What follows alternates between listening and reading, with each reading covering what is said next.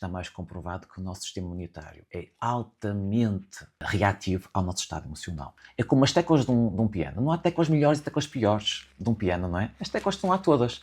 Portanto, as teclas, as emoções da nossa mente são todas valiosas. Isso é uma bela questão. Olá, bem-vindos a mais um episódio do podcast Bela Questão. O meu nome é Amália Carvalho. No podcast Bela Questão falamos sobre inteligência emocional e desenvolvimento pessoal. Todos os episódios te trazem uma bela questão e a de hoje é: será possível ter inteligência emocional sem amor? Hoje vamos falar sobre amor. E temos connosco um convidado muito especial que escreveu um livro que se chama O Médico que Fala da Alma, mas que eu diria que poderia ser o médico que fala do amor. Sim. Aliás, vou já avançar depois com uma provocação, precisamente sobre este título, porque a minha grande questão depois de ler o livro, de ouvir algumas entrevistas, era: porquê o médico fala da alma e não o porquê o médico fala do amor? Mas antes de responderes esta bela questão, dizer que temos connosco um médico de família. Portanto, a tua especialidade é a medicina geral familiar, trabalhas há 15 anos na área e ultimamente, já vais contar também um pouco a história, apaixonaste-te por temas que fazem com que a medicina seja mais holística, que tenha uma visão muito mais completa do ser humano, que vai à clínica. E duas dessas áreas é o mindfulness. Tens também a hipnose clínica como uma das tuas paixões que agregas aqui à área da especialidade de medicina. Estou muito contente por estares aqui, por seres autor de um livro. Eu já disse isto várias vezes, eu gosto muito de falar com autores dos livros, porque é interessante ler e depois ter a oportunidade de explorar belas questões que surgem no livro. E gostava muito que este episódio fosse sobre o que tu traz aqui, que é, no fundo, o conceito do amor, da alma, ligado à inteligência emocional, que é o grande propósito deste projeto. Por isso, muito bem-vindo, José. Obrigado, Amália. Muito grato eu pelo teu convite tão amável, mas acima de tudo, e já te disse isto algumas vezes, muito grato pelo teu trabalho, por este belíssimo podcast, que de facto eleva belas questões que eu já vou acompanhando há algum tempo e quero que saibas que também me inspiras no teu trabalho, no todo este teu caminho que tens feito, para mim tem sido muito inspirador. E podes acreditar que de uma forma consciente ou subconsciente, muitos dos episódios que eu fui ouvindo certamente despertaram aqui algumas reflexões que possivelmente estarão aí num livro aí pelo meio. Por Que isso, maravilha! muito grato. É para mim uma grande honra estar aqui.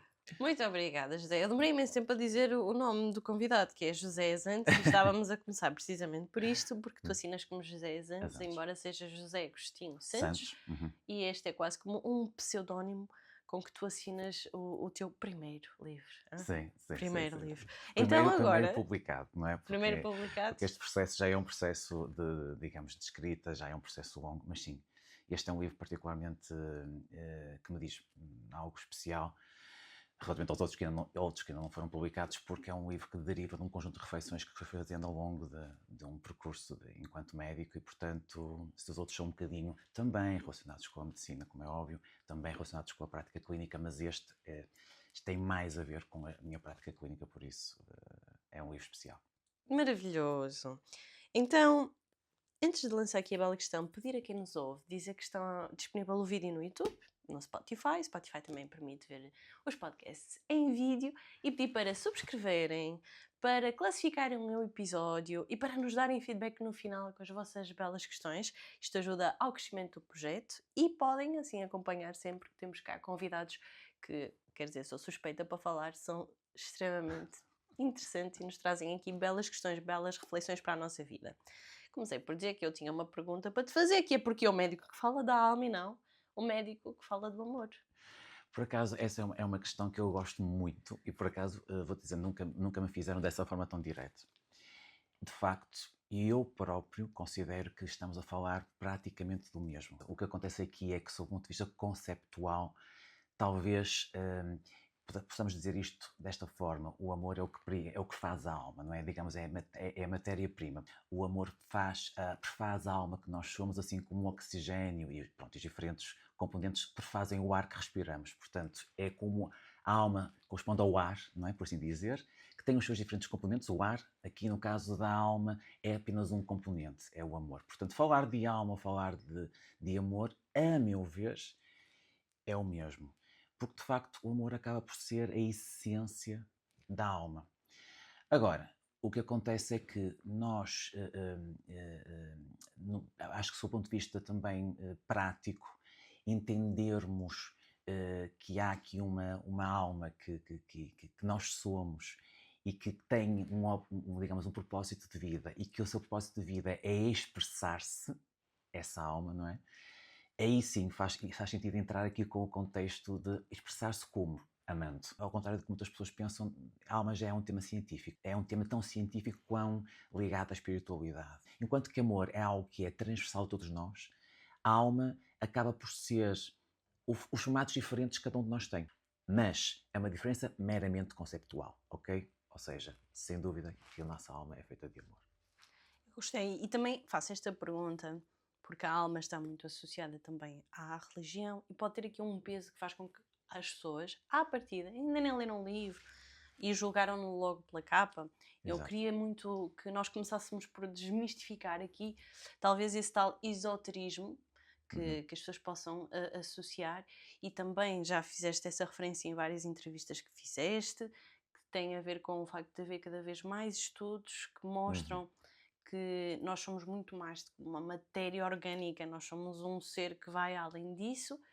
Acho que esta exploração do ser humano à volta do sentido da vida, e mesmo o propósito da ciência, como tu já o disseste e muito bem, de encontrar respostas a estas questões, não é? De quem somos, e é tudo ou não orgânico, que faz com que haja uma ligação entre a ciência e a espiritualidade. Acho interessante, acho que é um caminho que é importante ser feito. É importante falarmos sobre isso, porque de certa forma diria que é um tabu. Até diria que é desconfortável, porque a espiritualidade muitas vezes é quase como uma apropriação da religião e não necessariamente. Não necessariamente. Acho que gostava de fazer esta ressalva para que as pessoas possam estar confortáveis a ouvirem isto, até porque este podcast normalmente fala muito sobre ciência e eu procuro sempre trazer aqui um bocadinho aquilo que está baseado em factos, aquilo que está provado com metodologias, e tu, no próprio livro, até começas por falar no EQM, que é Experiências Quase-Morte, não é? Como um dos exemplos que tu dás para se falar sobre a questão da alma como um objeto da ciência. Exatamente, Então, como um tema da ciência, sim. já leste bastante sobre Sim. isso, e daquilo que leste, o que é a mensagem mais importante que tu retiras deste olhar científico sobre a alma? Exatamente, é assim, já há bastante tempo que a alma deixou de ser um tema apenas dos fóruns da espiritualidade. O que é a espiritualidade? A espiritualidade, a meu ver, é nada mais, nada menos do que vivenciar a alma que nós somos, colocar o nosso propósito de vida em andamento, amar. E a religião pode ser, para muitas pessoas, um desses aspectos. Portanto, há pessoas que cumprem o seu propósito de vida, ou parte do seu propósito de vida amando o próximo, naturalmente através de práticas religiosas, e está tudo certo. Há quem o faça desenvolvendo o teu trabalho, por exemplo, especificamente neste podcast. Eu sinto que tu sentes que a criação deste podcast, o desenvolvimento deste podcast, o trabalho que tens feito, é uma expressão da tua espiritualidade, é uma expressão do teu amor, não é? Portanto, pelo próximo, por ti próprio. Portanto, isto não envolve propriamente uma prática religiosa, mas envolve alguns rituais também, não é? Por exemplo, só a montagem de todo deste estúdio na envolveu os teus sala do rituais, Bela não é? Questão. Mas a forma como montaste com amor, não é? Portanto, todo este aspecto não tem necessariamente que ser, portanto, o amar, a espiritualidade não tem que ser religião. Para algumas pessoas fará todo sentido, para outras pessoas não fará sentido. Pronto, na minha prática clínica, eu enquanto médico neste momento, não é? Sinto que faz parte da minha expressão de amor. Não é? E a escrita também faz parte da expressão de amor. Independentemente de nós termos as nossas também práticas religiosas, há tantas outras formas de nós conseguirmos expressar o amor que nós somos. Portanto, a religião está dentro da espiritualidade, e a espiritualidade inclui uma série de coisas, incluindo o que tu fazes, o que eu faço, inclui a medicina, inclui a ciência. Portanto, a ciência também e a medicina a meu ver, também derivam de espiritualidade. Nós às vezes falamos aqui muito da espiritualidade e da ciência como, pronto, agora que se fala sobre a alma e sobre estes temas, começam a estar de mãos dadas a ciência e a espiritualidade. É quase como se fosse assim, uma união de facto. Mas eu costumo dizer muitas vezes, não, isto não é uma união de facto, isto é um reatar de um relacionamento entre uma mãe e uma filha, porque a ciência derivou da espiritualidade. Se nós pensarmos bem, o que é que levou o ser humano, muitas vezes, no caso, por exemplo, no caso da ciência que é a medicina, o que é que levou os primórdios da medicina desenvolveram-se porque havia uma conexão entre seres humanos em que um estaria num processo de doença, por exemplo, e outros vivendo o sofrimento do outro, né? Vendo o sofrimento do outro, começou a tentar a criar estratégias para ajudar o outro nessa sua maleta, nesse seu sintoma, nessa sua doença. E isto são os primórdios da medicina. A medicina é este movimento de ajuda, de apoio ao próximo no seu processo de tratamento ou de cura da sua doença.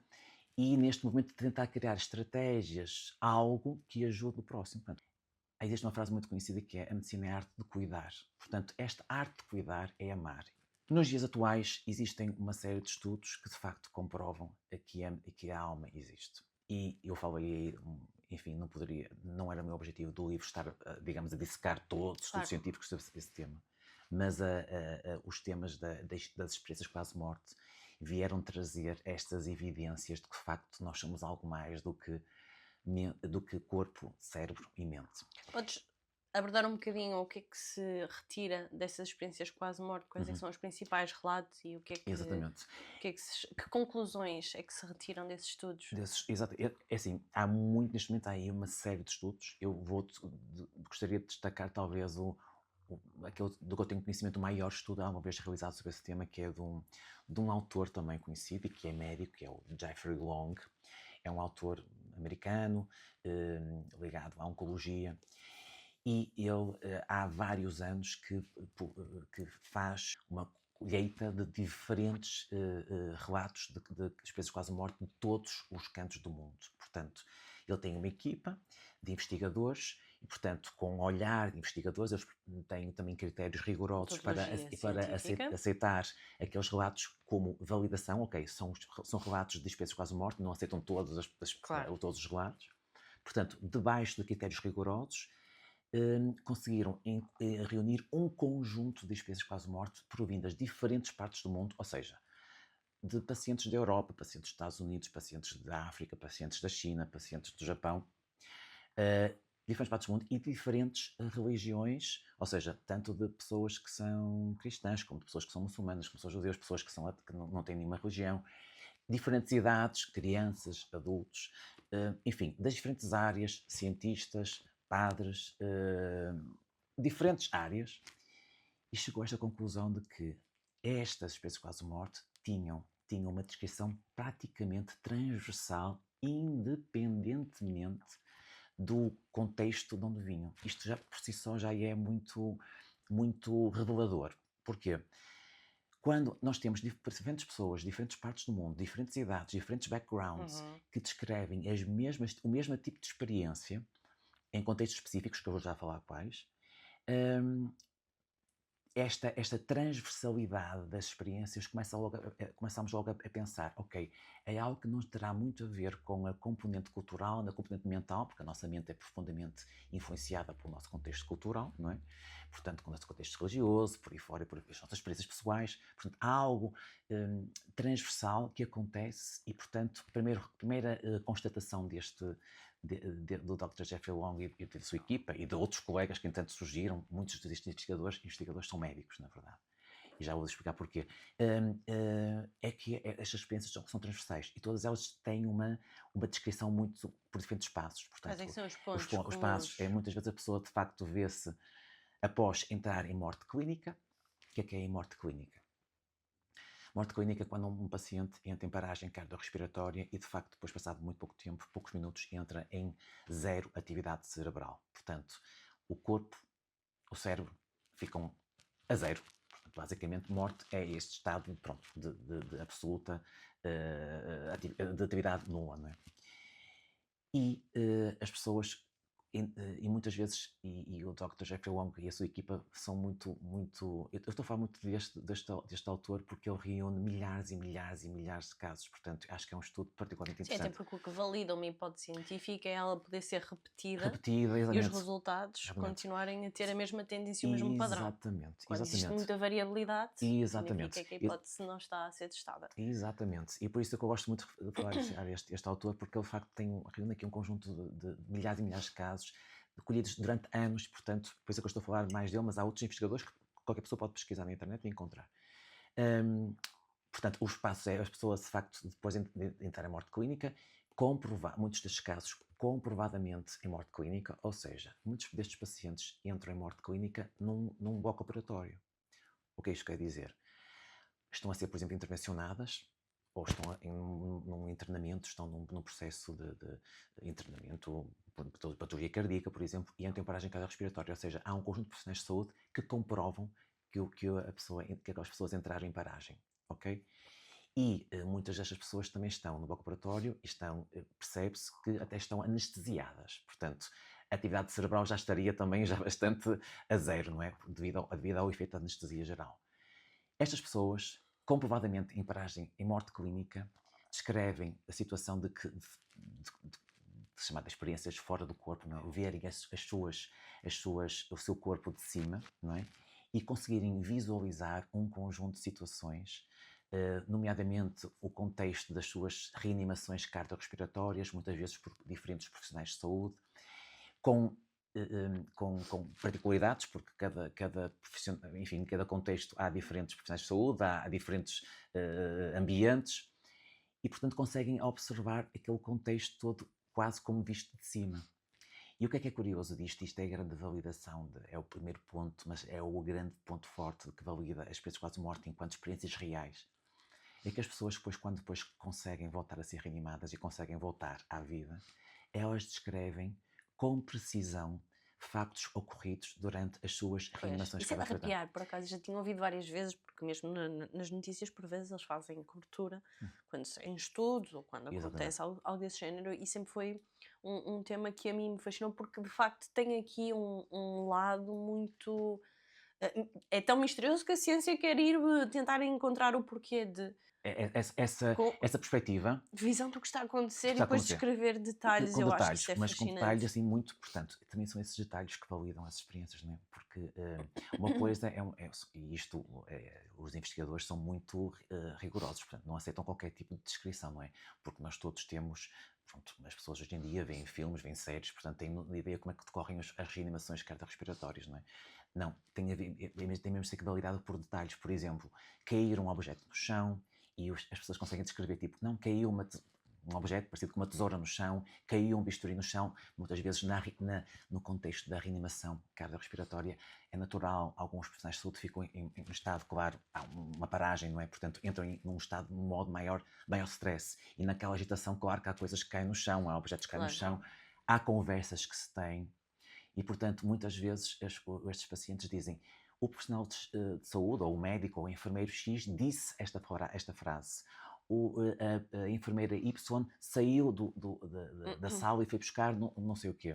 Portanto, coisas com detalhe, coisas muito específicas que, claramente, para estes profissionais de saúde que sabiam claramente, ainda por cima destes pacientes, estavam num contexto hospitalar, sabiam claramente e estavam monitorizados que estas pessoas estavam mortas, transitoriamente mortas, e mesmo assim conseguem ter uma experiência que consegue observar situações, e isto, ou seja, valida que nós próprios temos experiências para o lado do nosso corpo e do nosso cérebro e da nossa mente. E por isso é que também os principais investigadores nestas áreas são naturalmente muitos profissionais de saúde, muitos ligados à enfermagem, à medicina, porque foram muitos destes meus colegas que acabam por vivenciar ou melhor, ter estes relatos que impressionam, porque supostamente se nós fôssemos só corpo e cérebro, então se nós fôssemos apenas corpo e cérebro, uma vez em morte clínica, não seria possível nós termos este tipo de experiências. Portanto, os meus colegas começam a receber estes relatos destas observações feitas de cima, por assim dizer, com detalhes tão específicos que acabam por, quer dizer, acabam por perceber que de facto há algo mais que acontece quando um paciente entra em morte clínica. A pessoa, depois desse primeiro passo, o típico é entrar numa espécie de um túnel, muito descrito como um túnel escuro, e depois entrar digamos, este é que é digamos, há uma certa variabilidade aqui sim, mas é na tipo de descrição. Uns dizem que é uma manhã de luz intensa, outros se referem como uma área de intensa luz, outros referem uma área de intenso brilho e uma perfeita sensação de paz interior. Mas o que muitos descrevem de facto é que é muito difícil descrever o que, nas palavras que nós usamos, é a verdadeira sensação, que é, ou seja, tentam descrever, mas é uma vivência de uma intensidade de tal ordem que é, como muitos dizem, é de outro mundo. Ou seja, não é nada comparado com as nossas experiências do nosso dia-a-dia. E, resumidamente, quando muitos destes autores pedem à pessoa para descrever, então, mas se pudessem resumir essa experiência, essa sensação que muitos descrevem como paz interior, se pudesse descrever numa só palavra, como é que descreveria? Esmagadora maioria diz amor. Uhum. A partir daqui, a partir dessa experiência, eu sou o que é mesmo amor. Portanto, e muitos destes relatos voltam, muitas das pessoas voltam a dizer de forma muito clara, a dizer tipo, não, a experiência que nós tivemos é uma experiência de verdadeiro amor incondicional, não há nada mais. E eu entendi que acabou o amor incondicional a partir disto. Pronto, estes são os passos que são transversais. O que é curioso é que as crianças descrevem também estas situações, estes passos todos de forma semelhante. E as crianças não têm uma mente totalmente desenvolvida, não é? Nem tão influenciada ainda. Culturalmente vão ter. Mas crianças muito pequenas descrevem sempre da mesma forma. Depois voltam a descrever coisas à sua maneira, à sua linguagem. Claro. Mas percebe-se que têm os mesmos passos também. O que acontece agora é que agora começa a haver esta descrição e esta investigação mais rigorosa acerca deste tema.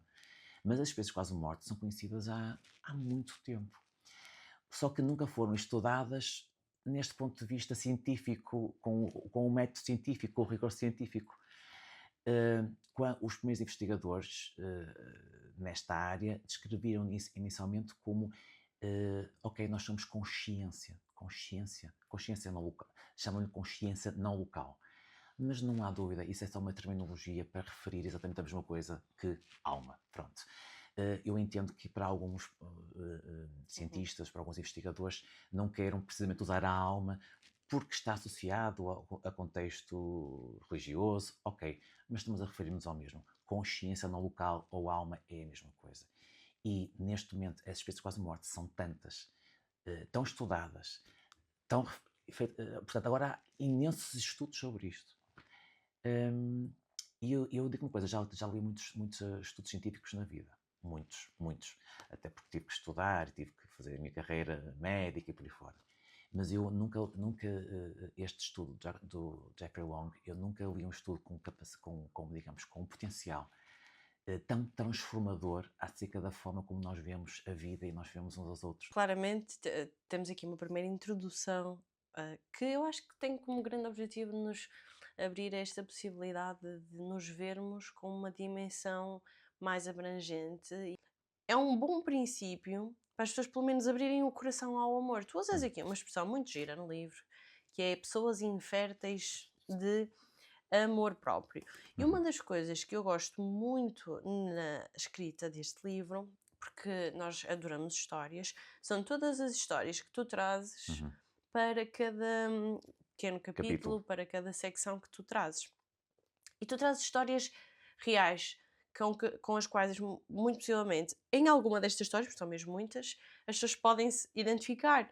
Lembro-me, por exemplo, de uma profissional executiva que apostou na sua carreira, que chegou a um alto cargo de administração numa empresa e que, quando atingiu o cume profissional, acabou por quase que entrar em burnout, ou mesmo até entrar em burnout, como tu diagnosticaste, por não estar a conseguir lidar com a inveja que os pares ou os colegas subordinados acabavam por projetar nela, e acabou por não conseguir estar naturalmente nesse estado de calma, tranquilidade, de amor próprio, Uhum. que nós, no fundo, almejamos. Uhum. Nós o que queremos é uma paz interior, Uhum. estarmos de bem connosco, e isso depois projeta-se nas nossas relações.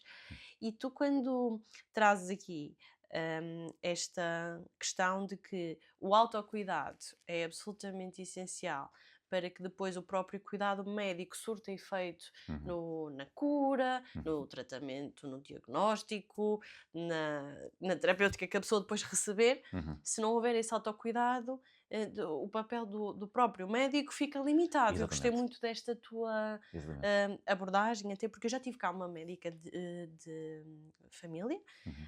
a Cristina Souza, que também já traz aqui, talvez seja a nova geração de médicos, Uhum. não tenho a certeza, pelo menos de médicos de família, que traz aqui muito uma componente de prevenção àquilo que é a prática da medicina, e não só a medicina como o reparo, como a cura, Uhum. como Uhum.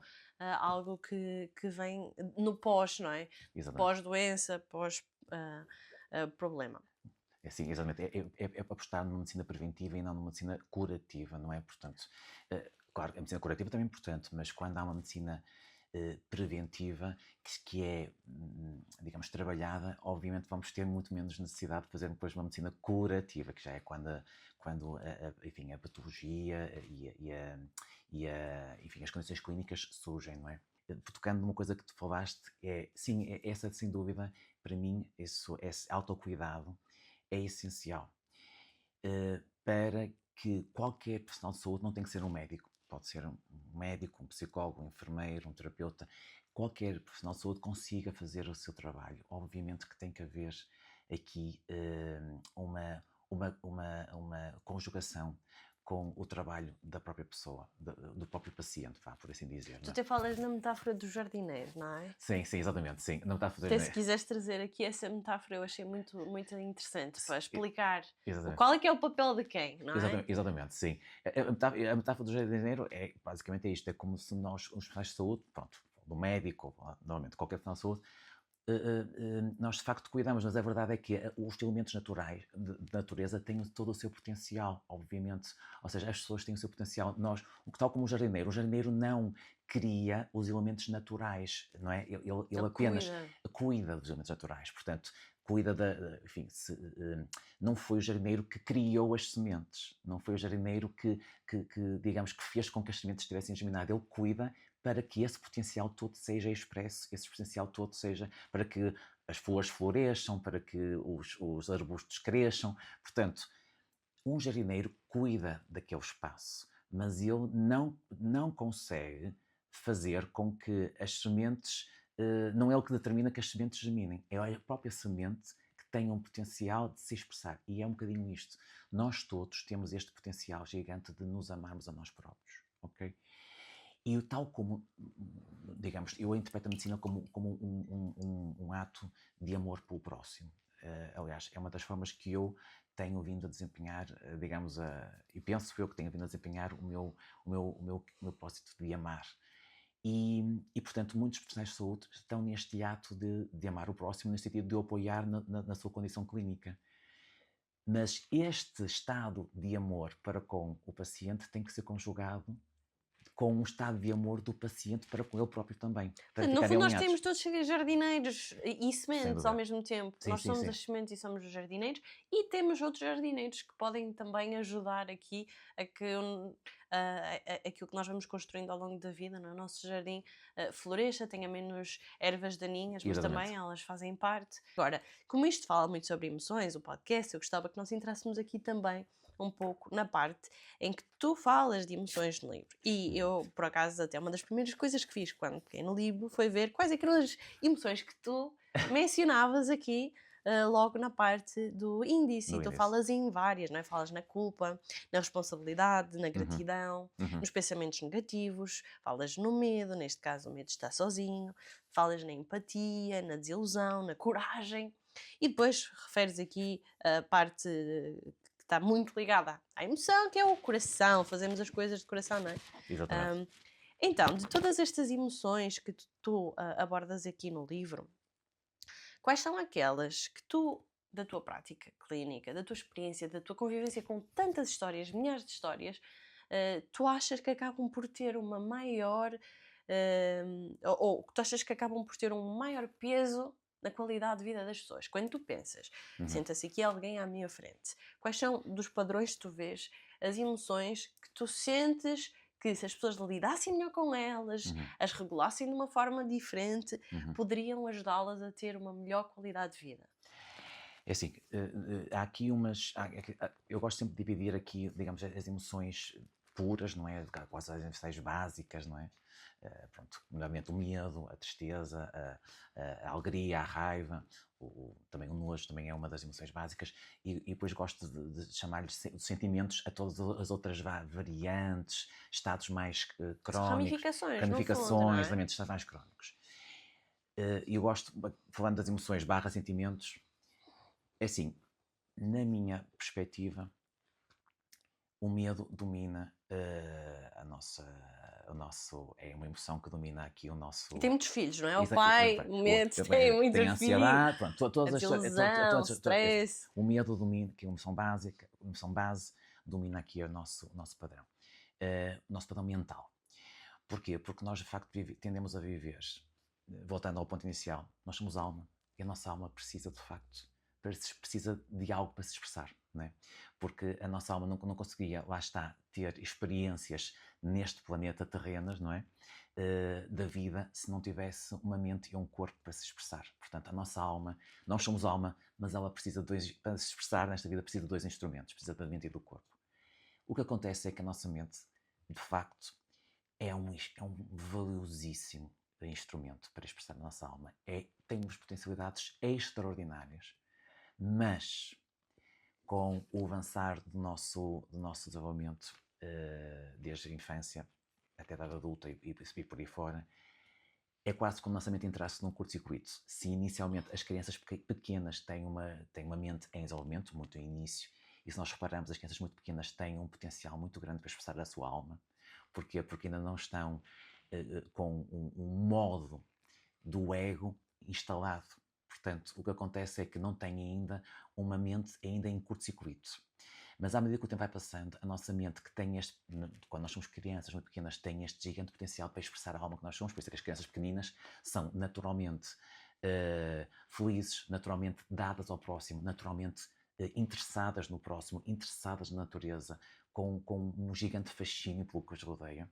E à medida que a criança vai avançando, e depois também a adolescência, a idade adulta, digamos que a nossa mente vai entrando num modo mais desconectado com essa alma na sociedade atual e entra em modo egoico, ou seja, um modo ligado ao ego. E o nosso ego é, digamos, uma mente em curto-circuito muito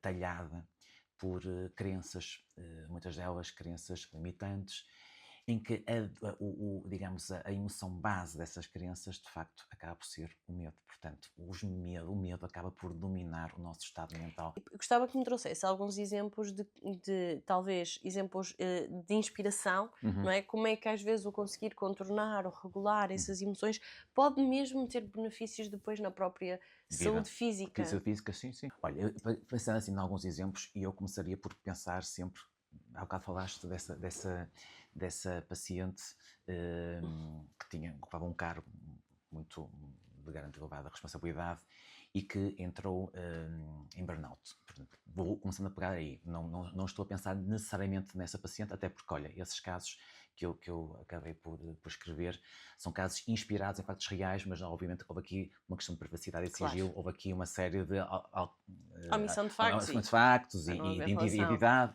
Pronto. Mas, de facto, por exemplo, no caso desse paciente em particular, havia aqui um medo. De facto, havia um medo relacionado com um, uma ferida relacionada com a infância que tinha a ver com uma ferida de abandono. Ou seja, havia aqui uma questão, por exemplo, isto é uma coisa relativamente comum. Nós poderemos ter tido experiências na nossa infância relacionadas com algum abandono, alguma desvalorização, e isso leva-nos, de facto, a ter medo de ficarmos isolados, sozinhos, abandonados, não é? E, naturalmente, esse medo muitas vezes coloca-nos aqui no nosso ego, num modo de sobrevivência, ao ponto de nos levar a tomar decisões que vão contra a nossa verdadeira essência. Por exemplo, não é nada raro as pessoas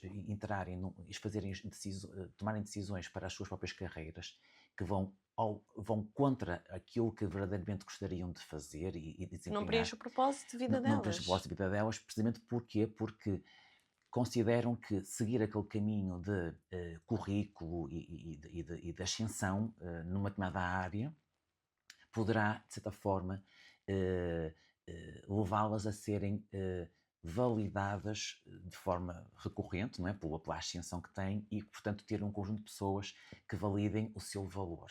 Não é? Portanto, muitas vezes o que leva a certas pessoas a seguirem determinados caminhos um atrás dos outros a validação externa. É a validação que externa. elas não conseguem ter internamente. Exatamente. Quem diz elas, diz nós. Muitos de nós tomamos essa decisão. Ao longo da vida, o que importa é estarmos conscientes. Não é? Exatamente. Portanto, é desta ausência do amor próprio, o amor próprio que tem a ver com esta ausência de consciência do amor que nós somos enquanto alma. Portanto, para mim é acima de tudo isto. E acreditarmos que somos alguém que tem que provar algo, alguém que tem que ser mais do que já é, não é? Que muitas vezes nos leva a tomar decisões que, lá está, levam-nos a um processo de ascensão, mas mais cedo ou mais tarde acaba por não só nos levar a esta tomada de consciência de que não estamos a fazer nada do que verdadeiramente gostamos, não nos sentimos bem e também o meio ao nosso entorno começa a espelhar um bocadinho esta nossa intenção de estamos ali, mas no fundo não estamos verdadeiramente conectados. E o meio, muitas vezes, à nossa volta também começa a refletir um bocadinho essa desconexão com o nosso próprio corpo, não é? E depois o corpo. Depois física degrada-se. Exatamente. E é o sinal mais visível. Exatamente. Não, já mais comprovado que as pessoas expostas a estes contextos de desconexão com elas próprias, sempre buscando esta validação, até podem ainda ter, mas a verdade é que o nosso ego nunca fica satisfeito, portanto depois quer mais e mais e mais, e depois não começa a ter mais e pelo contrário começa a ter um entorno que muitas vezes até, lá está, traz a tal inveja, as intrigas, e portanto aquele ego começa a ficar super descontrolado e até fragilizado de certa forma, e portanto começa a desencadear um conjunto de emoções relacionadas com o medo. Portanto, o fantasma das feridas de abandono e da rejeição voltam a vir ao de cima. Isto cria sensação de burnout, mas também está mais comprovado que o nosso sistema imunitário é altamente reativo ao nosso estado emocional. Portanto, isso está mais comprovado. Isso até do ponto de vista mais matéria corporal está mais comprovado. Ou seja, nós sabemos que um estado emocional não regulado, sobretudo baseado no estado de stress, que é medo, não é? Crónico, há uma alteração dos níveis de cortisol. O cortisol é uma hormona que nós produzimos no nosso próprio organismo, por sua vez vai deprimir o nosso sistema imunitário, coloca-nos muito mais vulneráveis quando o nosso sistema imunitário está debilitado a um conjunto de infecções e outros problemas em qual o nosso sistema imunitário poderia atuar em células, por exemplo, anómalas, que já não consegue atuar perante células anómalas e essas células anómalas que está a depositar os recursos exatamente, noutra área. Portanto, basicamente o que acontece é que, de facto, o nosso corpo entra com a energia e a sua vitalidade entram em estado basicamente orientado para aquela questão central de evitar. Isto é tudo muitas vezes do ponto de vista subconsciente, repara. Por isso é que é importante falarmos sobre isto, que é para as pessoas depois conseguirem trazer isto para a consciência e estarem por exemplo, esta paciente em particular... Alterar. Tu não contaste o desfecho desta paciente, que por acaso foi uma das histórias que a mim mais me ficou na memória, mas depois não contaste o desfecho, tu ainda acompanhas. Exatamente. Claro que nós não podemos saber quem é, obviamente. Mas para perceber se temos aqui alguma inspiração positiva ou se é uma inspiração mais pelo que não fazer. Sim, temos uma inspiração positiva, porque depois, de facto, o processo, a vida, entanto, continuou, não é? E sim, em diferentes conversas, essa pessoa entendeu que, de facto, não havia seguido o seu propósito de vida E Ela efetivamente, queria ser veterinária ou ter algo relacionado com animais, não é? Porque era a paixão dela. E, E chegou a ser? chegou a ser. Ah, Portanto, que giro! acabou por avançar.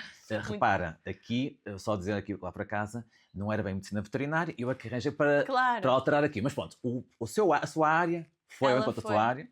então largou o cargo de administração que lhe Exatamente, estava a fez uma mudança. consumir Exatamente, sim, saúde sim. mental e física E acabou e por. seguiu. E neste momento as coisas estão a fluir muito bem. Está Porque, de em facto, paz com o seu propósito e está a em parte viver com o o seu propósito. propósito. Está muito bem maravilhoso. mesmo. Portanto, isto para dizer que ela entrou em conexão com a sua alma. Então nós falamos aqui de emoção do medo. Há outra história, eu não sei se pode falar da emoção do medo, mas o desafio fica para ti, para tu fazeres a ligação à emoção, que também gostei muito. Que era um rapaz, um jovem, que tu foste acompanhando ele em várias consultas. Nas primeiras ele até tinha algum excesso de peso, nada de extraordinário, tinha uma namorada e tinha um brilho nos olhos. Entretanto, alguns anos depois, 2 anos depois, chega com um físico todo apraltado, com um aspecto físico aprimorado, conseguiste notar fisicamente essa melhoria. No entanto, o brilho nos olhos tinha-se ido à vida. E depois tu falas aqui da história, não é? O relacionamento tinha terminado e ele acabou por ter uma narrativa diferente sobre aquilo que ele de facto procurava e que o fazia feliz, mas na tua perspectiva, naquilo que tu vias, essa narrativa estava desconectada porque ele não estava com o brilho que tu tinhas visto anteriormente. Olhando aqui numa perspectiva de percepção, de regulação emocional, qual é que tu achas que era a emoção que ele não estava a conseguir colmatar, a regular de uma forma inteligente? Nós falamos muito de inteligência emocional. Que emoção é que não estava ali a ir à consciência dele, que ele estava em fuga, eventualmente? O que tu achas? Bem, disseste tudo, não é? Tudo que, portanto, fuga, e aí estava em fuga, efetivamente, portanto, a fuga, pronto, eu não sei se para quem está a ouvi-la em casa, só se fazer o resumo, fazer o resumo, pronto, basicamente era um paciente que tinha tido uma relação e estava bem, tinha o tal brilho nos olhos, não é? Mas a verdade, essa relação tinha terminado e ele tinha decidido fazer uma mudança à sua vida. Ok, dei tudo bem, e de facto começou a ir ao ginásio, cuidar muito mais de si, portanto tinha uma aparência física, portanto pronto, tinha preocupação com a parte física, mais tonificado, enfim, a parte muscular e tudo bem, portanto fisicamente estava tudo no sítio. Mas a verdade é que entrou numa, a meu ver, isso notava-se, entrou numa de facto desconexão com o seu próprio Sentias triste? Exatamente, com a sua própria alma. Porque se eu, na relação anterior, anos antes, ele estava de facto numa relação que me parecia muito funcional e eu conseguia expressar o amor que era. Naquele momento ele estava certamente em fuga, ele estaria efetivamente com uma mágoa. Eu também falo aí um bocadinho da mágoa no meu livro. Eu estaria a viver uma mágoa relacionada com uma ferida lá está, de relativo abandono, que na minha ótica foi um bocadinho despertada também, ou melhor, essa ferida do abandono que eu estaria a viver com a ex-companheira também foi ativar uma outra ferida prévia. Portanto, eu não acredito sinceramente, que as relações muitas vezes quando nós somos adultos, por vezes nós temos...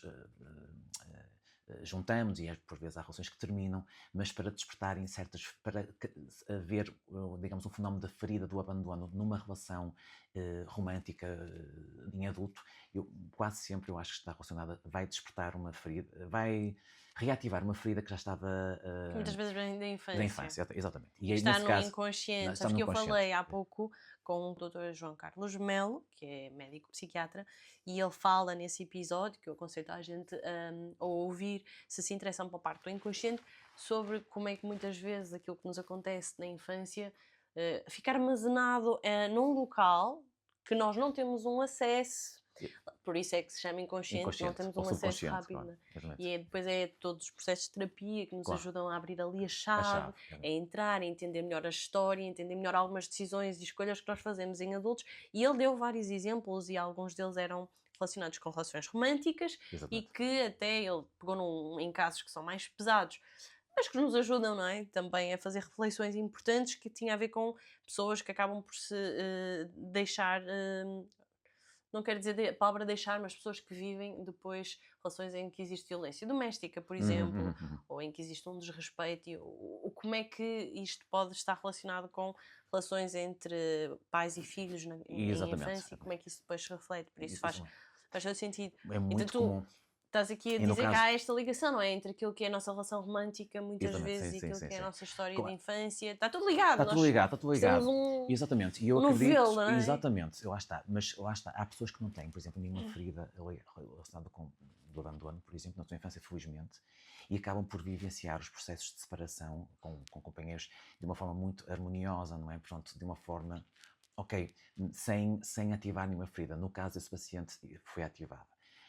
E o que acontece foi que ele entrou, então, essa ferida do abandono, claro, despertou um medo de, de, de, de ser abandonado.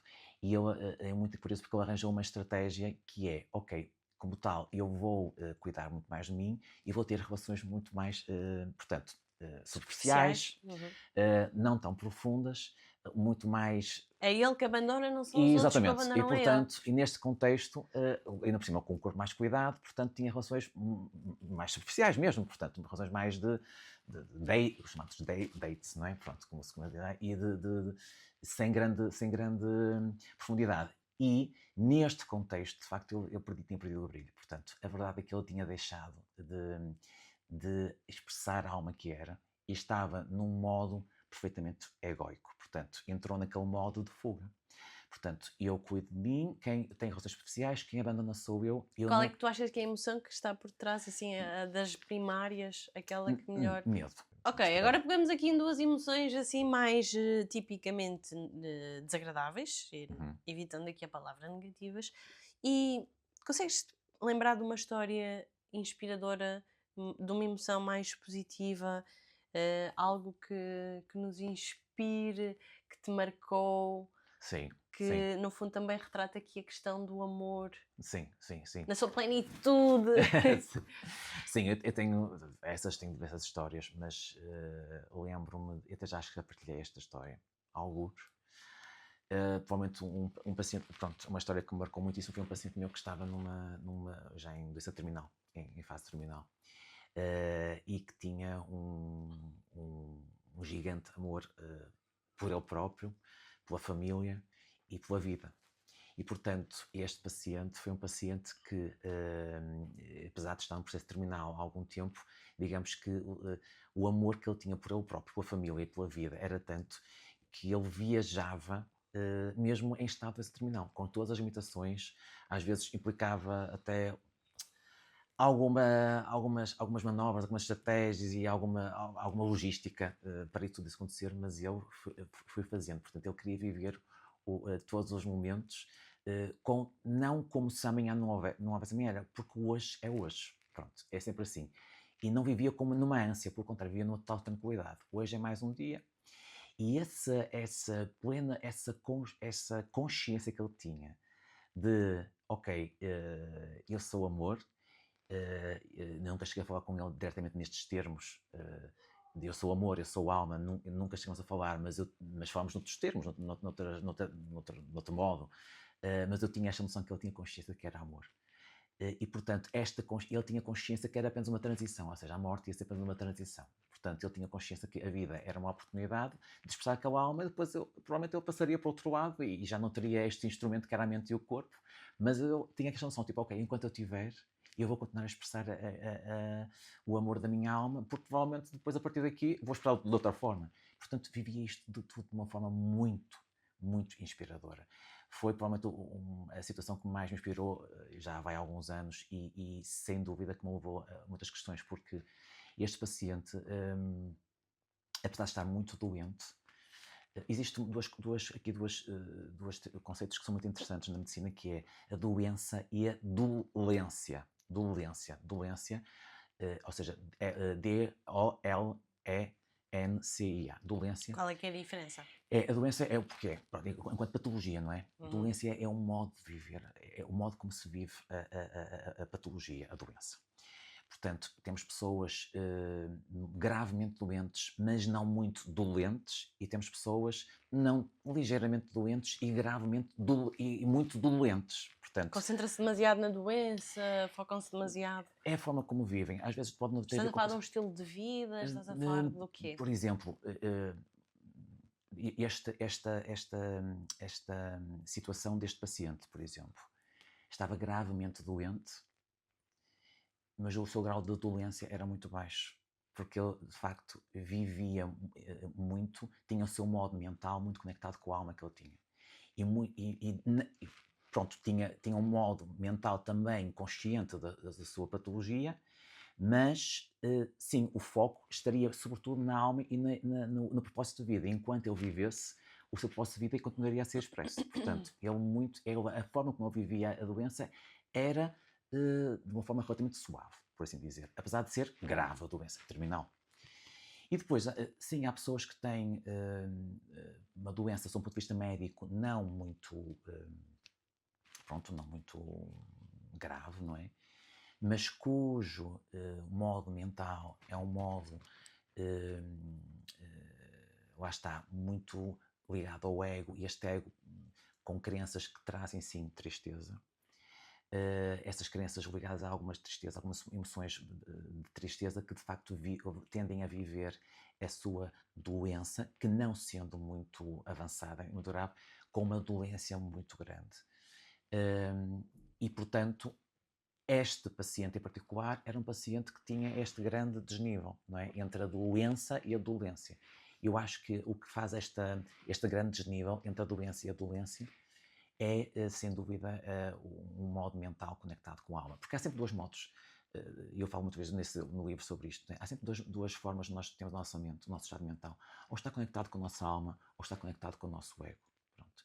E eu sei que muitas pessoas consideram que o ego é importante para a nossa defesa. Eu estou a entender o que quer dizer, mas acima de tudo nós não precisamos de defesa, nós precisamos de proteção.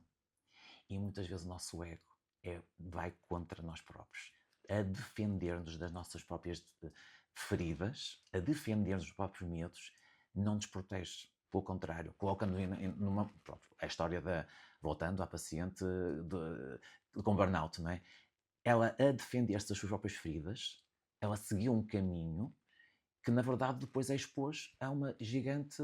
Pronto, a um burnout e a um conjunto de características. Portanto, o nosso ego está aqui para nos defender, sim, mas nós precisamos de proteção, e só o amor que nós somos é que nos protege. Portanto, nada mais nos protege do que o amor próprio. Então agora vamos voltar aqui ao amor e ligar o amor às emoções. Certo. Quais é que são as emoções que tu consideras que contribuem mais para nutrir o nosso amor? Olha, por nós e pelos outros. Então vamos aqui deixa-me aqui colocar-te isto nesta minha perspectiva. As emoções em si, ao contrário do que muitas pessoas dizem, isto é a minha opinião pessoal. Eu não considero que há emoções positivas ou emoções negativas, ok? Nós temos uma mente, um instrumento, e temos um corpo, outro instrumento. A nossa mente tem a capacidade de gerar imagens, pensamentos. E esses pensamentos, essas imagens, trazem emoções. Pronto, portanto, faz parte do mecanismo da nossa mente, este instrumento. É como as teclas de um piano. Não há teclas melhores e teclas piores de um piano, não é? As teclas estão lá todas. Portanto, as teclas, as emoções da nossa mente são todas valiosas. E todas elas têm têm a sua função. Aqui a questão passa por, ou nós temos uma mente conectada com a nossa alma, ou nós temos uma mente conectada com o nosso ego. Uma mente conectada com a nossa alma pode ser uma mente ligada ao nosso amor e mesmo assim produzir tristeza, e mesmo assim produzir medo. Porque, por exemplo, eu posso estar conectado com a minha alma e com o amor que sou, e durante a minha consulta, muitas vezes eu tenho momentos de tristeza, porque quando um paciente tem um diagnóstico, por exemplo, de um cancro, não é?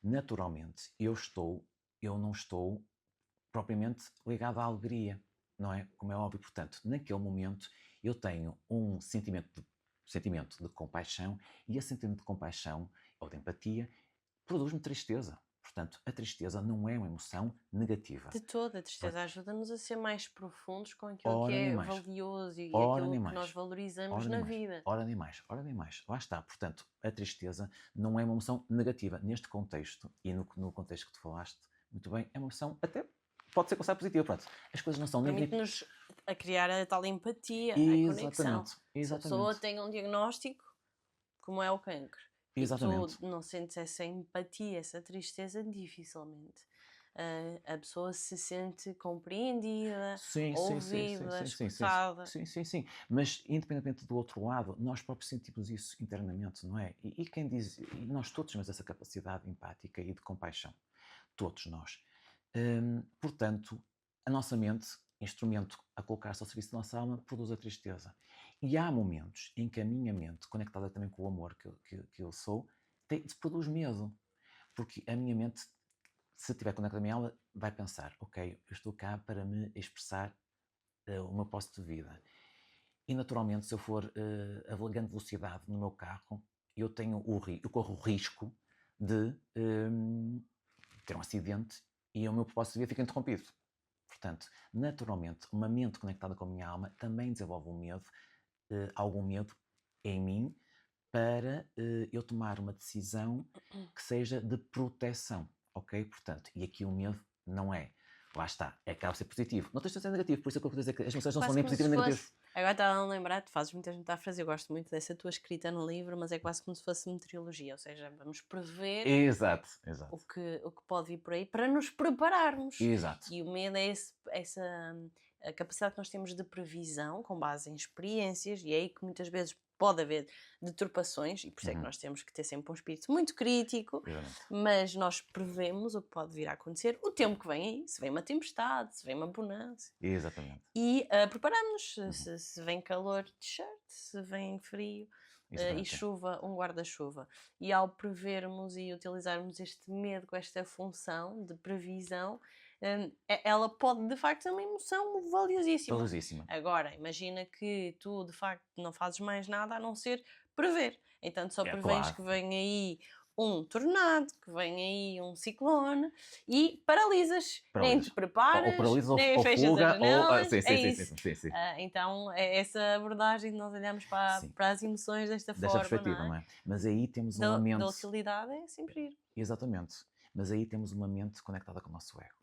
Não é? Porque é aí uma mente que está sempre na base, praticamente, uma gigante faixa de emoção ligada ao medo, é uma mente quase absoluta ligada ao ego. O nosso ego, de facto, envolve-nos no... Portanto, todos os pensamentos, as imagens criadas pelo nosso ego, muitas vezes com base em crenças, lá está, voltamos à esquecer outra vez, é a emoção dominante, é o medo. Por isso é que nós muitas vezes falamos do... o que é que vamos dar? Que decisão vamos tomar? Vamos tomar uma decisão baseada no amor ou uma decisão baseada no medo? Pronto, aqui podemos traduzir. O que vamos fazer? Vamos tomar uma decisão baseada na alma ou uma decisão baseada no ego? É a nossa mente que decide. Depois o problema é que o nosso corpo coloca em andamento o que foi decidido. O nosso corpo sofre imenso quando a nossa mente decide as coisas só baseado no ego. Acaba por sofrer, portanto. E aí, depois aí são as patologias e por aí fora. É engraçado, falas muito em alma e ego. E eu tive cá um convidado, que é um dos convidados mais ouvidos e que as pessoas acabam por até dar mais feedback, é o Alexandre Monteiro. E o dualismo que ele faz é amor ou dor. As pessoas estão em amor ou estão em dor. É quando nós temos o medo descompensado, não o conseguimos utilizar com a função vantajosa que ele tem de nos proteger e de nos ajudar aqui a caminhar de uma forma nem mais. protegida. E eu gosto também muito de dor, ou seja, amor ou dor, ou amor ou medo, lá está, sendo que o medo surge o medo surge de sentido outra vez, não é? Portanto, o medo está relacionado com a dor necessariamente. Porque é que temos medo? Precisamente porque temos não queremos ter a dor, não é? Portanto, mas sim, basicamente é mesmo essa diferença. Portanto, estamos todos de acordo, é mesmo por aí. Então, tu que és muito bom a fazer metáforas, vou-te fazer aqui um desafio. Vamos colocar aqui o amor numa metáfora, o que te vier à cabeça. Ok. E agora, vamos imaginar uma história, não é? Entre aquilo que é o amor, que é um sentimento, portanto, agrega várias emoções, não se compõe numa. Como é que, se este amor tivesse uma boca para alimentar e precisa de ser nutrido, quais são os principais nutrientes desse amor que nós devemos cuidar no nosso dia a dia? Eh, Já estou aqui a entrar um bocado numa metáfora, essa- não precisas de ir pela alimentação. Deixa-me só aqui dizer-te uma coisa, que é... Antes, eu vou à metáfora, mas antes, deixa-me só aqui fazer uma pequena à parte. Na verdade, eu considero, isto é a minha perspectiva pessoal, eu considero que o amor é a nossa essência. Não acho tanto que o amor é um sentimento. Acho sim que a expressão do nosso amor é que desperta sentimentos amorosos. Por exemplo, a bondade, a compaixão, a gratidão, a empatia. Esses sentimentos é que eu acho que são amorosos. Acho que o amor em si não é um sentimento. Acho que o amor é aquilo, é a nossa essência, é aquilo que é o que é a nossa alma. Portanto, nós somos alma, a nossa alma é composta por amor, portanto, o que nós somos é amor. Agora, a expressão desse amor é que dá Então, sentimentos. como é que nós o podemos exprimir? Agora, como é que podemos exprimir? Uma metáfora. É como uma metáfora. É assim, eu acho que isto passa muito por digamos, um processo de tipo de cozinha, ok? Pronto, um processo de Vamos à cozinha, cozinha. ok? Pronto. Nós consideramos, por exemplo, o nosso amor, que é a nossa essência, como o nosso único ingrediente, ok? É o nosso único ingrediente. Mas nós temos aqui diferentes ingredientes na nossa cozinha, que nós com apenas aquele ingrediente, nós conseguimos fazer um conjunto de coisas. Conseguimos fazer um conjunto, por exemplo, farinha. Agora, olha, é a primeira coisa que me lembrei. Pediste uma metáfora, foi a primeira coisa que me saiu. Farinha. Estava a sair agora no momento. Farinha. A farinha, se for usada como a nossa essência, adicionada a outros componentes, pode dar uma série de outras coisas. Por exemplo, pode dar para um bolo de... Um bolo, qualquer coisa. Bolo de Pode dar para chocolate, pão, pode dar para um bolo de chocolate, bolachas, bolachas, pode dar para... quiche. Quiche, pronto. Portanto, pode dar tanto para sobremesas, como para prato principal, como para... Certamente pode haver uma outra entrada também. Até sopas às vezes para ficarem mais Uma consistentes, não é? Levam a ora, nem maisena, mais. passa a publicidade. Ora, nem mais, ora, nem mais. Estás a ver? Portanto, o nosso amor é como esse ingrediente central, que é aquilo que nós somos.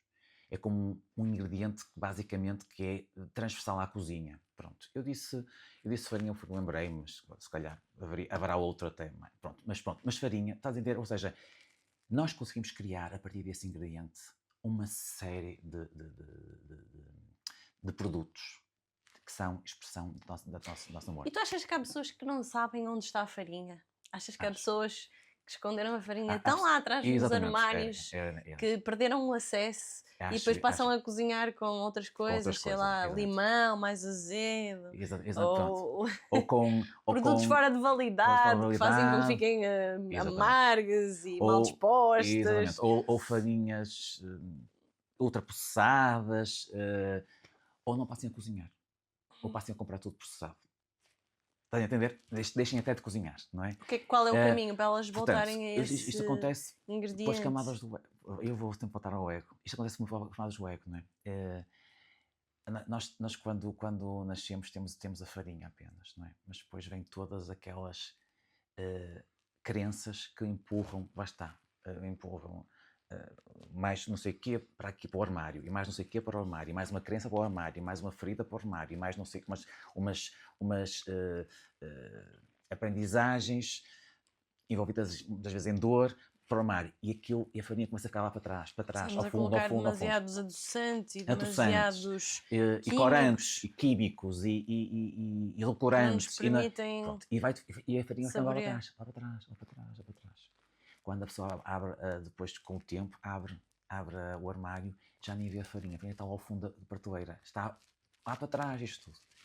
E o processo muitas vezes É limpar limpar tudo isto. isso, não é? É retirar, abrir o armário, basta tirar as coisas por fora, decompor essas crenças, retirar essas crenças, trabalhar essas crenças, trabalhar o ego, porque eu digo que falo muitas vezes o ego, mas nós não conseguimos viver sem ego, nós vivemos numa sociedade egoica, é muito O difícil. importante é conseguir compreender quando é que é ele que está a falar mais alto, Exatamente, não é? exatamente.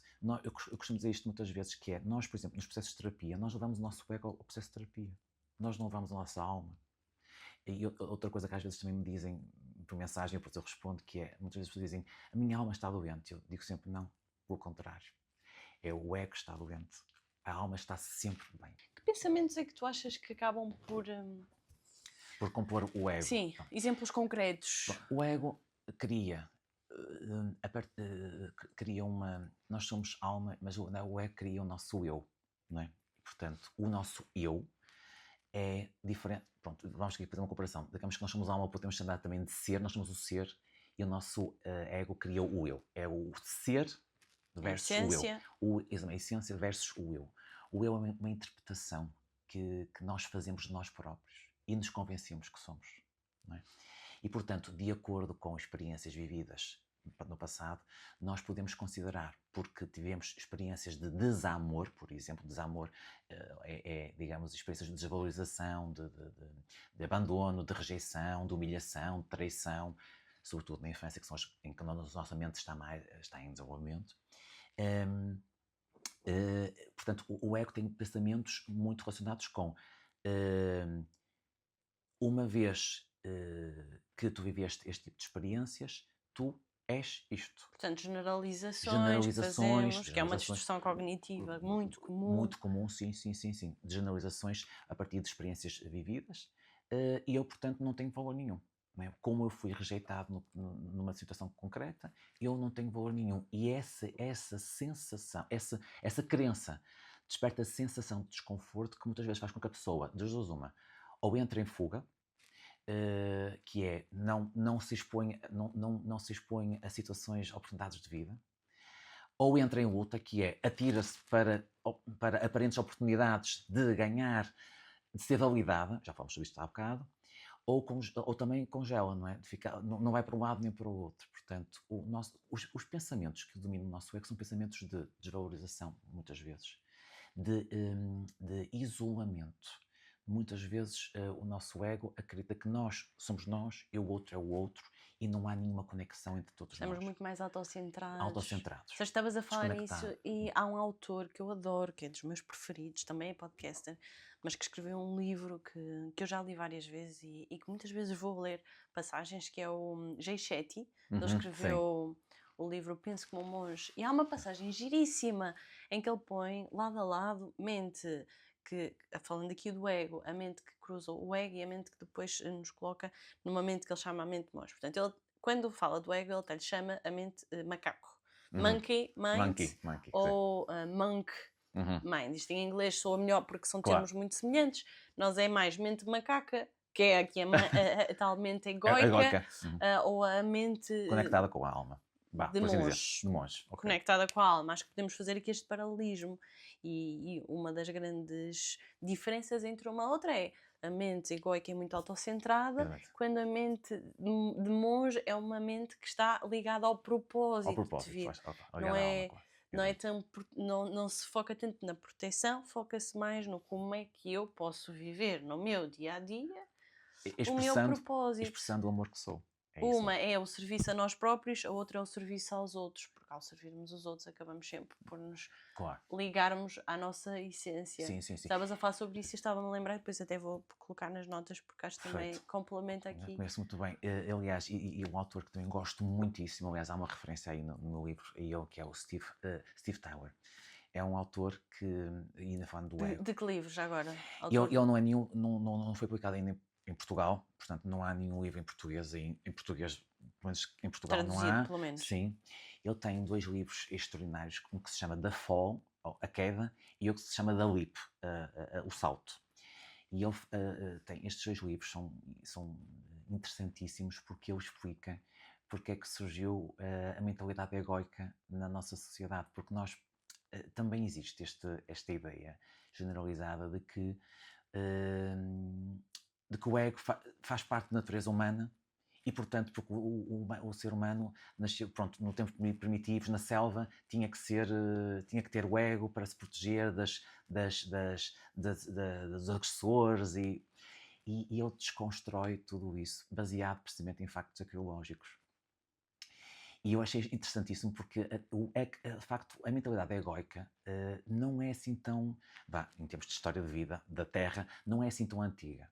Porque nós pensamos sempre nesta perspectiva que é, claro, são muitos anos, são milhares de anos, evolução. pronto, é verdade, mas a verdade é que em termos evolutivos não é assim tanto tempo. De qualquer das formas, o homem das cavernas, o conhecido homem das cavernas, e as tribos do tempo das cavernas, enfim, não eram de todo assim tão, não eram, como ele descreve, não eram de todo egóicas. Ou seja, o homem das cavernas tinha uma muito maior conexão entre os elementos da espécie humana, portanto, havia uma grande espírito de interajuda, tinham um gigante respeito pelas espécies naturais, tinham uma gigante conexão por todos os registros que foi colhendo, uma gigante conexão com algo,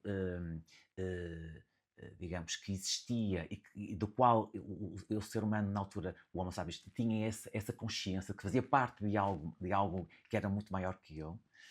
E, ao contrário do que ele dizia, não havia, de facto, não havia guerrilhas como se podia pensar entre diferentes tribos, entre diferentes... Pelos mesmos motivos que temos atualmente, De pelo menos todo, não não seriam. havia de todo, não havia registros, de facto, naqueles tempos, havia um estado, dominava um estado de paz. E, por exemplo, mesmo entre géneros, os homens e as mulheres, de facto, tinham as tarefas muito distribuídas e havia uma verdadeira igualdade.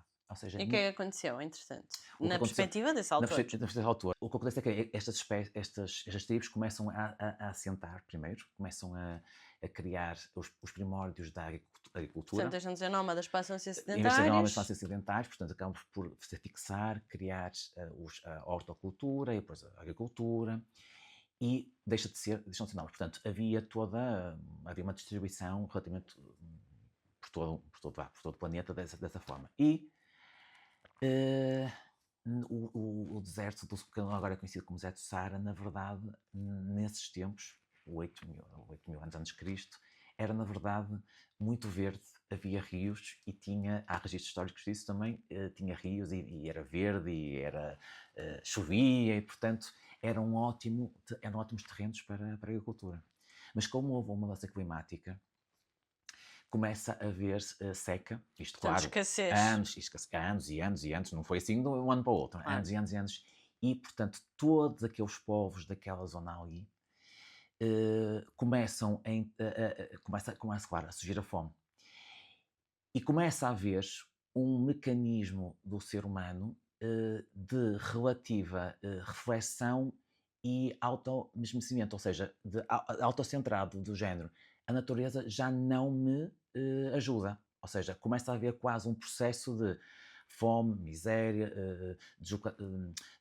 enfim, de morte, eventualmente, não é? E o ser humano começa a olhar para a natureza naquela zona, começa a olhar para a natureza de uma forma distinta, como algo que já não o sustém, algo que já não o suporta no seu processo de vida. E o ser humano então começa a entrar num processo de desconexão com a natureza e também de processo de tentar reverter aquela situação. O que é que acaba a acontecer? Começam alguns povos a começar a deslocar-se para outros lugares onde ainda não havia os fenómenos de seca, e onde não havia esses fenómenos. E, portanto, começa a haver a competição por terrenos. Não é? Começa a haver competição lá está, por espaços para viverem. E, portanto, começa a haver as primeiras guerrilhas, sim, por competição relativamente ao espaço. E o que realmente distingue uma da outra, uma vivência da outra, é que na primeira havia abundância, não é? Uhum. E na segunda, escassez. Exatamente. A escassez, e perante a escassez, as começa pessoas a haver- mudam o comportamento. Exatamente. E passam a ser muito mais autocentradas. Muito mais autocentrados, lá está. Olha mais, e esse processo de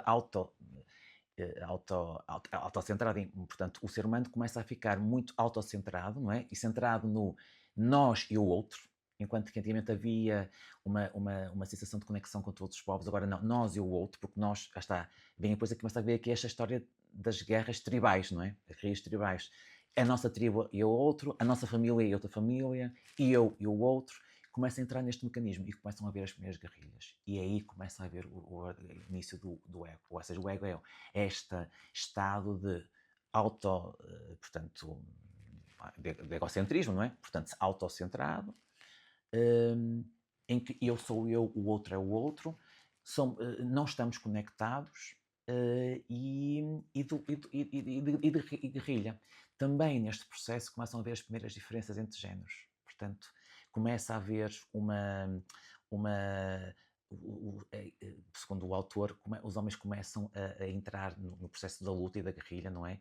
E as mulheres começam a ficar mais em casa a cuidar dos filhos neste processo, algo que antigamente era distribuído pelos elementos familiares, portanto não havia mais as mulheres que cuidassem mais dos filhos, os homens, mas nesta saída para guerrilhar de casa começa a haver esta distinção e também começa a haver neste processo de guerrilha a mentalidade de o homem ser forte e a mulher o ser mais frágil começa a acentuar-se, porque na verdade neste tipo de guerrilhas era a lei da força da força física, não é? Que entrava em linha de conta e que fazia com que aquelas tribos conseguissem assentar ou não em processos de disputa. E portanto toda esta mentalidade também ligada ao patriarcado começa também a surgir neste contexto do ego. Portanto, o ego também é algo.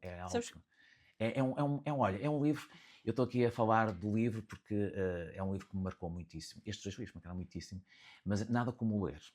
Eu recomendo fortemente a qualquer pessoa a ler Steve Taylor. Neste momento só está mesmo em inglês. The Fall ou The Leap, porque os dois. The Fall basicamente passa por esta descrição de como é que isto aconteceu, a queda. Não é? A queda é isto, é passar de um estado de conexão para um estado de ego coletivo, e da leap, o salto que ele propõe que realmente nós já estamos a entrar numa nova...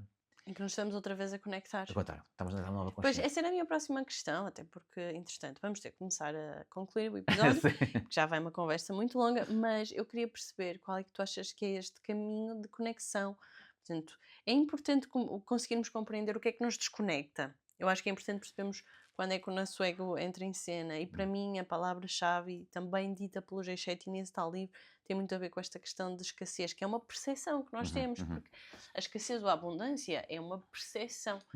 Perante o copo meio, nós podemos vê-lo como cheio ou como vazio, não é? Meio cheio, meio vazio. Portanto, quando nós temos esta percepção de escassez, muitas vezes isso leva-nos a ter um determinado comportamento que não vale a pena imaginar muito, acaba sempre mal para nós, porque como vemos meio vazio, estamos com pensamentos tipicamente mais negativos, adotamos uma postura muito mais de proteção, muito mais em modo de sobrevivência e muito mais limitadora. O Alexandre Monteiro é muito provocador, ele diz que ficamos burros em medo, não é? Ficamos ignorantes, porque de facto os nossos recursos estão-nos aqui mais a preparar para a parte física, prontos para a ação. Por isso, para mim, esta questão da abundância versus escassez acaba por traduzir muito bem aquilo que é um ego ou aquilo que é um estado de amor. Na abundância é eu tenho para mim, chega para os outros, eu multiplico o que há, há pouco vamos repartir ou com um pouco fazer muito, não é? E no ego não, é há pouco, como é que eu faço para que fique para mim? Como é que eu me protejo a mim e aos meus? E os outros acabam por ter um papel muito menor. Absolutamente. O ego é esse, resumidamente, e totalmente de acordo contigo. O ego vem desse estado de déficit, basicamente, é um estado energético ligado ao déficit.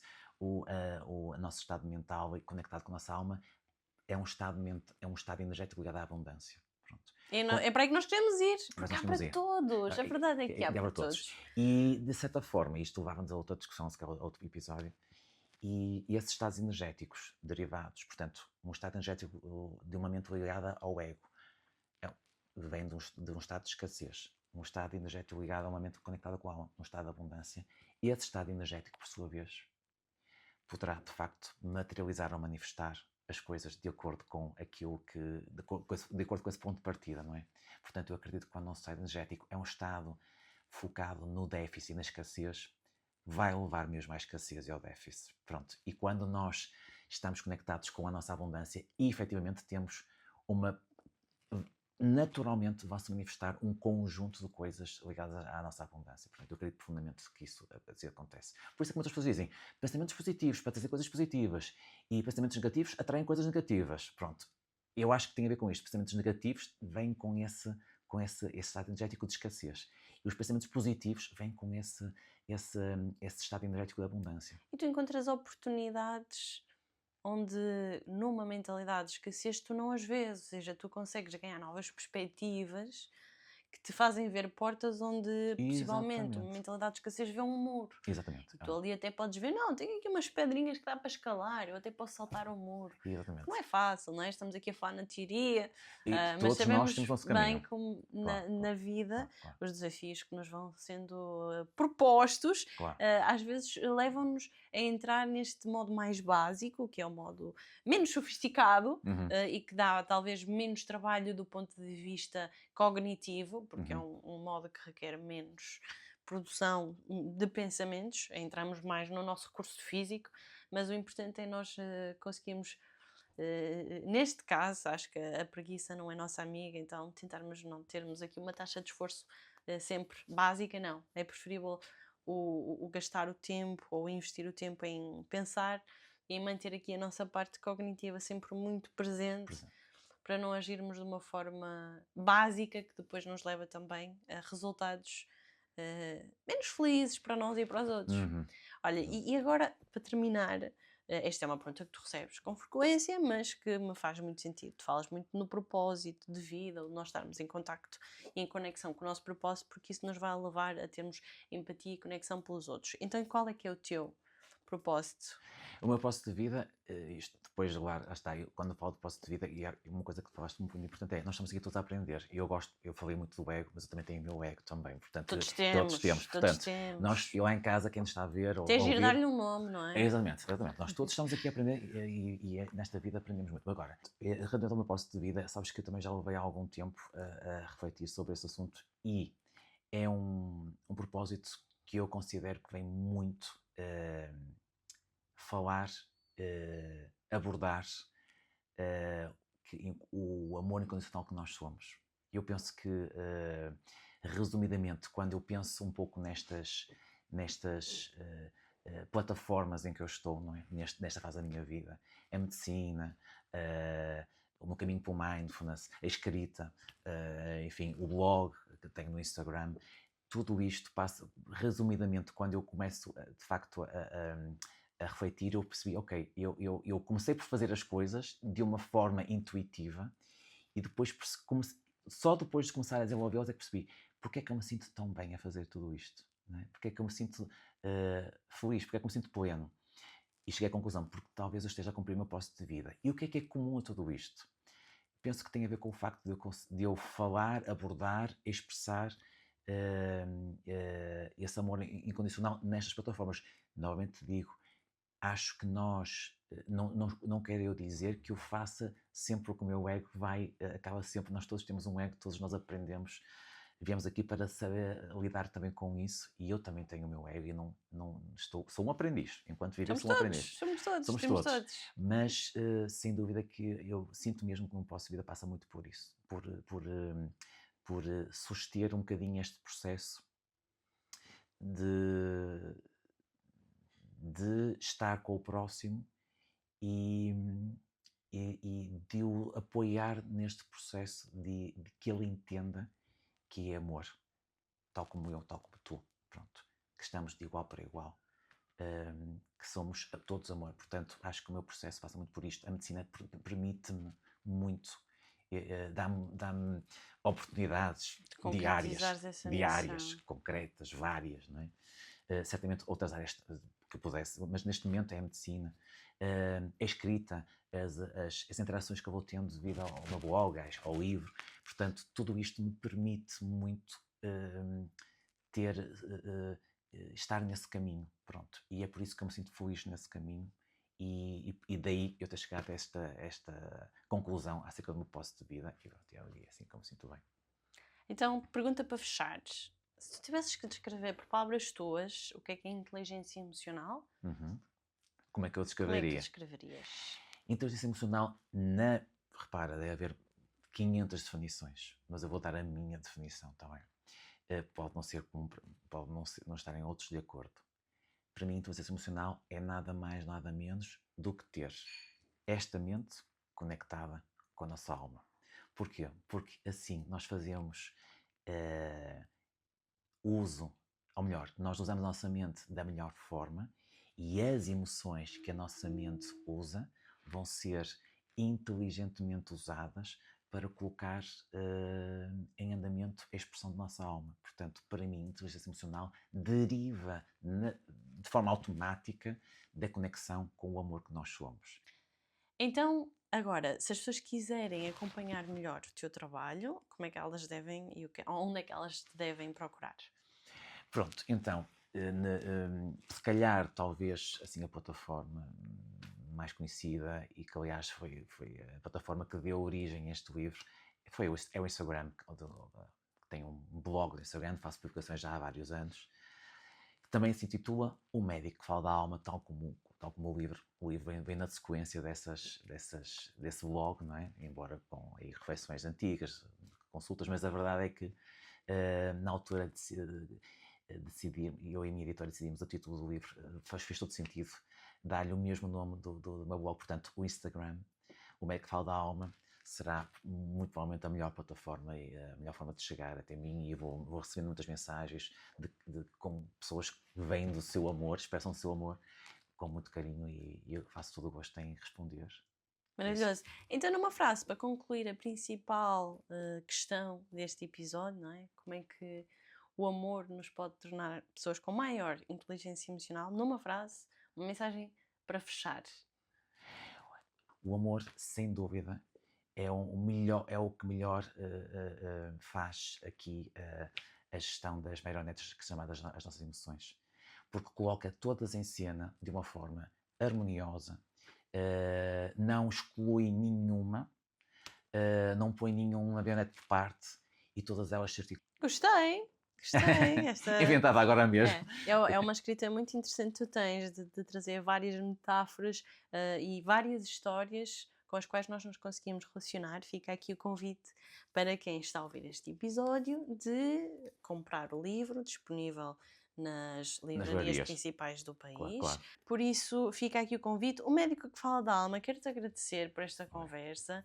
Foste aqui o primeiro a estrear este novo cenário do podcast Bela Questão. Muito acolhedor. Espero que quem nos está a ouvir também tenha gostado. É uma conversa cheia de belas questões. O grande objetivo deste projeto do podcast é permitir-nos conhecer mais o espectro das emoções, para convivermos melhor com elas, porque elas estão presentes em tudo na nossa vida, nas nossas decisões, nas nossas relações, e quanto melhor a nossa relação com as nossas emoções, melhor a nossa relação connosco próprio e com as pessoas que nos rodeiam. Por isso acabamos todos por ser pessoas mais felizes e contribuir para um mundo melhor, com maior inteligência emocional.